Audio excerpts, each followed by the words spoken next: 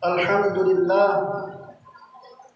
Alhamdulillahi Rabbil Alamin wa bihi nasta'in ala umuri dunya waddin wassalatu wassalamu ala asrafil anbiya'i wal mursalin nabiyyina Muhammadin sallallahu alaihi wasallam wa ala alihi wa ashabihi wattabi'in wa man tabi'ahum bi ihsanin ila yaumiddin. Asyhadu an la ilaha illallah wahdahu la syarika lah wa asyhadu anna Muhammadan abduhu wa rasuluhu la nabiyya ba'dah. Allahumma shalli wa sallim ala sayyidina Muhammad wa ala ali sayyidina Muhammad. Faqala Allah ta'ala fil Qur'anil Karim, a'udzu billahi minasy syaithanir rajim. Ya ayyuhalladzina amanu taqullaha haqqa tuqatih wa la tamutunna illa wa antum muslimun. يا أيها الناس اتقوا ربكم الذي خلقكم من نفس واحدة وخلق منها زوجها وبث منهما رجالا كثيرا ونساء واتقوا الله الذي تساءلون به والأرحام إن الله كان عليكم رقيبا يا أيها الذين آمنوا اتقوا الله وقولوا قولا سديدا يصلح لكم أعمالكم ويغفر لكم ذنوبكم ومن يطع الله ورسوله فقد فاز فوزا عظيما يا أيها الذين آمنوا إن جاءكم فاسق بنبأ فتبينوا أن تصيبوا قوما بجهالة فتصبحوا على ما فعلتم نادمين رب اشرح لي صدري ويسر لي أمري واحلل عقدة من لساني يفقهوا قولي. Masyiral muslimin rahimakumullah. Pada kesempatan mulia ini, khatib tak bosan-bosannya mengingatkan dan mengajak pada seluruh jamaah untuk selalu menguatkan dan meningkatkan ketakwaan kepada Allah Subhanahu wa taala dengan menjalankan segala perintahnya dan menjauhi segala larangannya. Komitmen ini harus kita aplikasikan dalam kehidupan kita sehari-hari, baik di dunia nyata maupun di dunia maya. Karena kita sadari di era modern saat ini, di mana perkembangan ilmu, pengetahuan dan teknologi serta informasi berkembang dengan pesat, kita telah hidup di dua dunia, yakni dunia nyata dan dunia maya. Di dunia nyata kita berinteraksi secara fisik dengan orang lain, sementara di dunia maya kita melakukan muamalah atau aktivitas seperti komunikasi dan interaksi secara virtual melalui penemuan teknologi canggih seperti internet dan media sosial.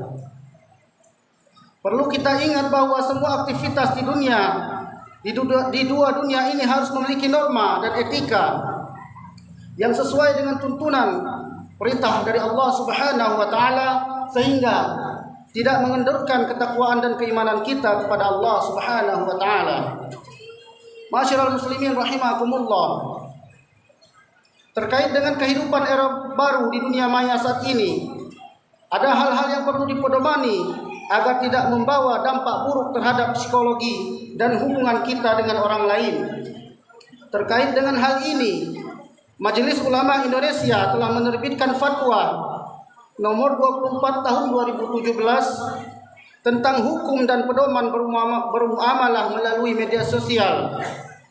Fatwa ini sangat bermanfaat bagi umat Islam untuk menjadi pedoman dan panduan dalam menyikapi derasnya informasi di era media sosial saat ini. Apalagi berbagai hal bisa dengan mudah viral di dunia maya dan diperlukan panduan untuk menyikapinya. Setidaknya ada 5 hal yang perlu kita perhatikan dalam bermedia sosial menurut fatwa tersebut. Yang pertama adalah dalil dari Al-Quranul Karim dan hadis Nabi Muhammad SAW yang menjadi panduan dalam bermedia sosial. Di antaranya firman Allah Subhanahu wa taala yang memerintahkan pentingnya tabayyun atau klarifikasi ketika memperoleh informasi, yakni pada surat Al-Hujurat ayat ke-6, A'udzu billahi minasyaitonir rajim. Ya ayyuhalladzina amanu in ja'akum fasiqun binaba'in fatabayyanu an tusibu qauman bijahalatin fatusbihu ala ma fa'altum nadimin. Yang artinya, wahai orang-orang yang beriman, jika seorang fasik datang kepadamu membawa berita penting, maka telitilah kebenarannya agar kamu tidak mencelakakan suatu kaum karena ketidaktahuanmu yang berakibat kamu menyesali perbuatanmu itu. Hadis dari Nabi SAW juga perlu kita pegang dalam bermedia sosial, yang memerintahkan agar kita bertutur kata yang baik. Hadis ini berasal dari Abu Hurairah radhiyallahu anhu. Wa man kana yu'minu billahi wal yawmil akhir falyaqul khairan aw liyasmut. Barang siapa yang beriman kepada Allah dan hari akhir, maka hendaknya ia berkata yang baik atau diam. Hadis riwayat Al-Bukhari dan Muslim. Adapun etika yang kedua, kita harus memperhatikan hal-hal yang diharamkan. Dalam bermuamalah di media sosial, setiap kita wajib senantiasa meningkatkan keimanan dan ketakwaan, tidak mendorong kekufuran dan kemaksiatan, mempererat ukhuwah dan memperkokoh kerukunan, baik intern umat beragama, antar umat beragama, maupun antar umat beragama dengan pemerintah.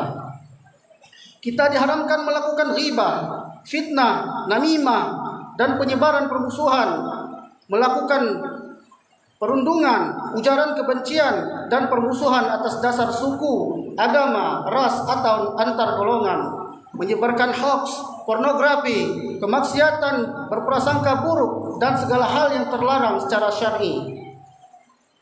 Allah Subhanahu wa taala berfirman dalam surah Al-Hujurat ayat ke-12, Ya ayyuhalladzina amanu jtanibu katsiran minadh-dhann inna ba'dadh-dhanni itsmun wa la tajassasu wa la yaghtab ba'dukum ba'dha. Wahai orang-orang yang beriman, jauhilah banyak prasangka, sesungguhnya sebagian prasangka itu dosa. Janganlah mencari-cari kesalahan orang lain, dan janganlah ada di antara kamu yang menggunjing sebagian yang lain. Adapun etika yang ketiga, kita perlu memahami panduan-panduan dalam bermedia sosial. Kita harus menyadari bahwa informasi yang berasal dari media sosial memiliki dua kemungkinan, yaitu benar atau salah. Dari dua hal ini kita harus mengetahui bahwa yang baik di media sosial itu belum tentu benar. Yang benar belum tentu bermanfaat, yang bermanfaat belum tentu cocok untuk disampaikan ke ranah publik. Tidak semua informasi yang benar itu tidak semua informasi yang benar itu boleh dan pantas disebar ke ranah publik. Kita tidak boleh langsung menyebarkan informasi sebelum dicek, dilakukan proses tabayyun, serta dipastikan manfaatnya. Dalam melakukan pengecekan, apakah informasi yang kita dapat benar atau tidak, bermanfaat atau membawa mafsadat atau mudarat, kita harus memastikan sumber informasi, yaitu sanadnya, teliti kepribadian, reputasi, kelayakan dan keterpercayaan orang yang menyebar informasi. Pastikan juga aspek kebenaran kontennya, yang meliputi isi dan maksud mengapa informasi tersebut disebarkan, dan penting juga untuk memastikan konteks, tempat, dan waktu, serta latar belakang saat informasi tersebut disampaikan. Pengecekan informasi ini bisa kita lakukan dengan bertanya pada sumber informasi atau pihak-pihak yang memiliki otoritas dan kompetensi. Sebaiknya saat menanyakan sebuah informasi, kita lakukan secara tertutup alias tidak terbuka di ranah publik, seperti melalui grup WA misalnya, berdiskusi. Hal ini bisa menyebabkan informasi yang belum jelas kebenarannya tersebut bisa beredar luas ke ranah publik. Masyiral muslimin rahimakumullah.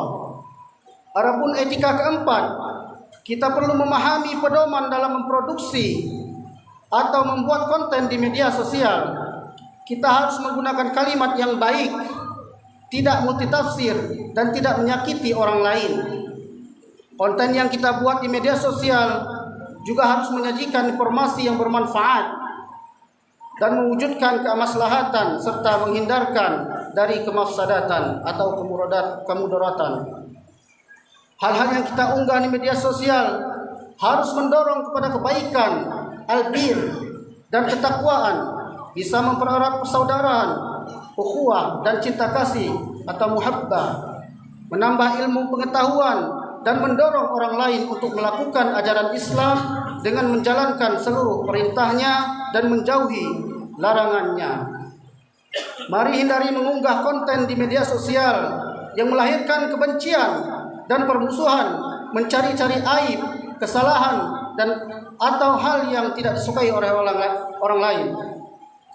Adapun etika yang kelima dalam fatwa tersebut, kita perlu memahami pedoman dalam menyebarkan informasi di media sosial. Di antaranya memastikan bahwa yang kita sebarkan adalah benar dari aspek isi, sumber, waktu dan tempat, latar belakang, serta konteks informasi yang disampaikan. Informasi yang kita sebar juga harus bermanfaat, baik bagi diri penyebar maupun bagi orang atau kelompok yang akan menerima informasi tersebut. Jangan dengan mudah kita menyebarkan informasi yang kita dapatkan, karena Rasulullah SAW telah mengingatkan dalam hadisnya, "Kafa bil mar'i kadiban ay yuhadditsa bi kulli ma sami'a." Yang artinya, cukup seseorang dikatakan dusta jika ia menceritakan segala apa yang ia dengar. Hadis riwayat Muslim. Ma'asyiral muslimin rahimakumullah. Demikianlah 5 hal yang perlu kita perhatikan dalam bermuamalah di media sosial. Semoga kita senantiasa diberikan petunjuk oleh Allah Subhanahu wa taala untuk mendapat kebenaran dan kita dijauhkan dari kebatilan. Allahumma arinal haqqa haqqa warzuqna tiba'ah wa arinal batila batila warzuqna jtinaba wa qur rabbighfir warham wa anta khairur rahimin.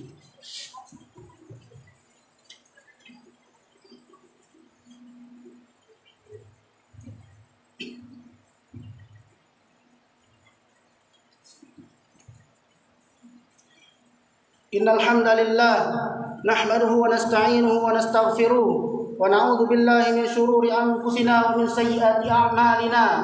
Man yahdihillahu fala mudilla lahu wa man yudlil fala hadiya lahu. Asyhadu an la ilaha illallah wahdahu la syarika lahu wa asyhadu anna Muhammadan 'abduhu wa rasuluhu la nabiyya ba'da. Allahumma shalli wa sallim ala sayyidina Muhammad wa ala alihi wa ashabihi wa man tabi'ahum bi ihsanin ila yaumiddin. Faqala Allah ta'ala fil Qur'anil Karim, a'udzu billahi minasy syaithanir rajim. Ya ayyuhalladzina amanu taqullaha haqqa tuqatih wa la tamutunna illa wa antum muslimun. Innallaha wa malaikatahu yusholluna 'alan nabiy. Ya ayyuhalladzina amanu shallu 'alaihi wa sallimu taslima. Allahumma shalli 'ala sayyidina Muhammad wa 'ala ali sayyidina Muhammad kama shallaita 'ala sayyidina Ibrahim wa 'ala ali sayyidina Ibrahim wa barik 'ala sayyidina Muhammad wa 'ala ali sayyidina Muhammad kama barakta 'ala sayyidina Ibrahim wa 'ala ali sayyidina Ibrahim fil 'alamin innaka Hamidum Majid. Allahumma ighfir lil muslimina wal muslimat wal mu'minina wal mu'minat al ahya'i minhum wal amwat innaka samiun qaribun mujibud da'wat فيا قاضي الحاجة. اللهم وتب علينا إنك أنت التواب الرحيم. اللهم أعز الإسلام والمسلمين. اللهم أرنا الحق حقا وارزقنا اتباعه وأرنا الباطل باطلا وارزقنا اجتنابه. ربنا ظلمنا أنفسنا وإن لم تغفر لنا وترحمنا لنكونن من الخاسرين. ربنا آتنا في الدنيا حسنة وفي الآخرة حسنة وقنا عذاب النار. عباد الله إن الله يأمر بالعدل والإحسان وإيتاء ذي القربى وينهى عن الفحشاء والمنكر والبغي يعظكم لعلكم تذكرون. فاذكروا الله العظيم يذكركم واشكروا على نعمه يزدكم ولا ذكر الله أكبر. وأقيموا الصلاة.